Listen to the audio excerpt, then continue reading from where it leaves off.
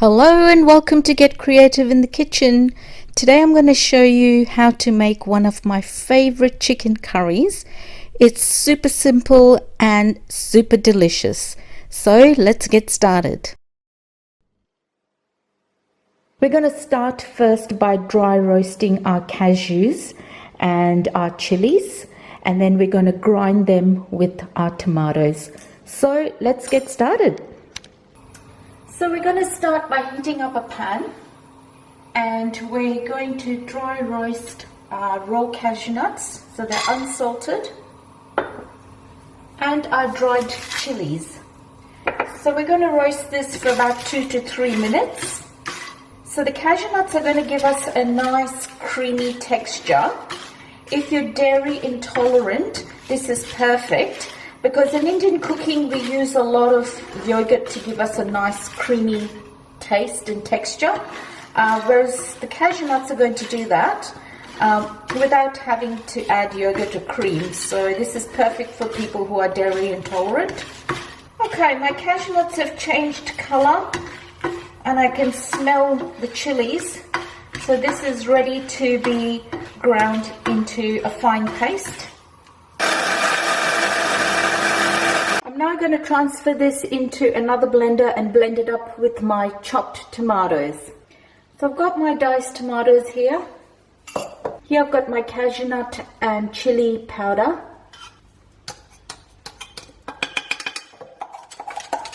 Now if you've got a blender that does this all in one, that's great. I don't have a wet and dry blender.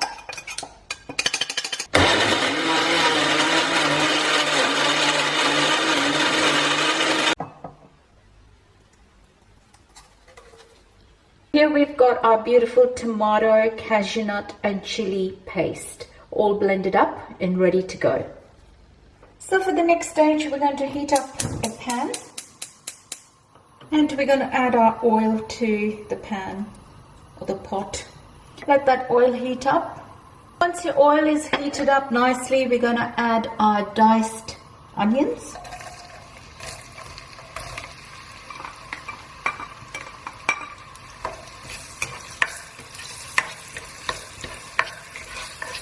We're going to cook these onions till they turn a translucent color, which might take about 5 to 6 minutes.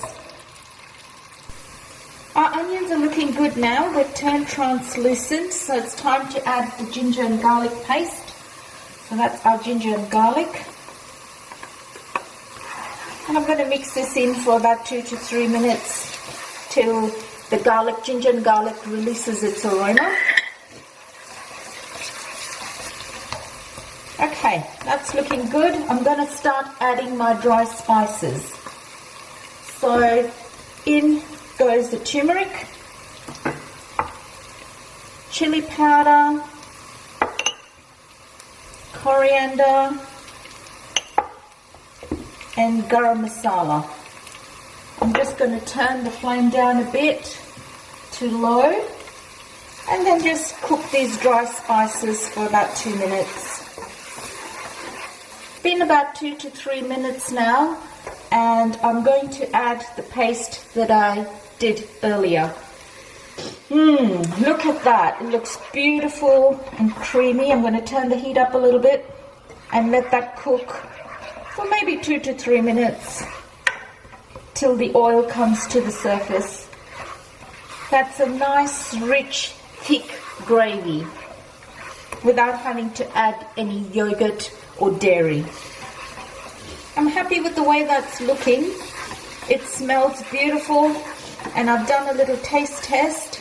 It's got a nice tangy, creamy taste from the tomatoes. So I think it's time for my meat to go in.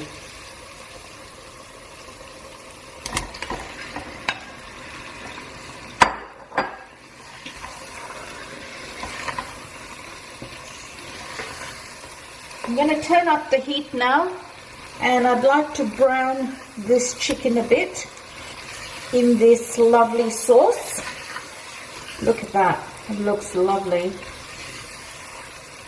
Smells delicious too.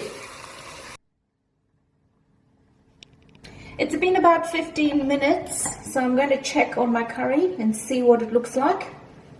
I'm going to turn up that heat a bit. My chicken looks like it still needs another 5 minutes, but that's perfect. I've still got a lot of gravy in there to dry up. I'm just going to dry this up a little bit more, so it's time to add our fenugreek or Kasuri Methi. This just adds a little bit more flavor and depth to the nice, rich, creamy gravy. So I'm going to put the lid back on and give it another 5 minutes. So my chicken curry has been cooking for another 5 minutes. I just wanted to thicken up and dry up the gravy. So let's have a look. That is looking absolutely amazing, smelling delicious. Okay, so my gravy looks like a nice thick consistency, and it's going to dry up a little bit more once I turn the heat off.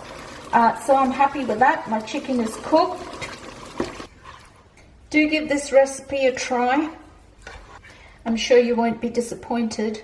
Look how delicious that looks.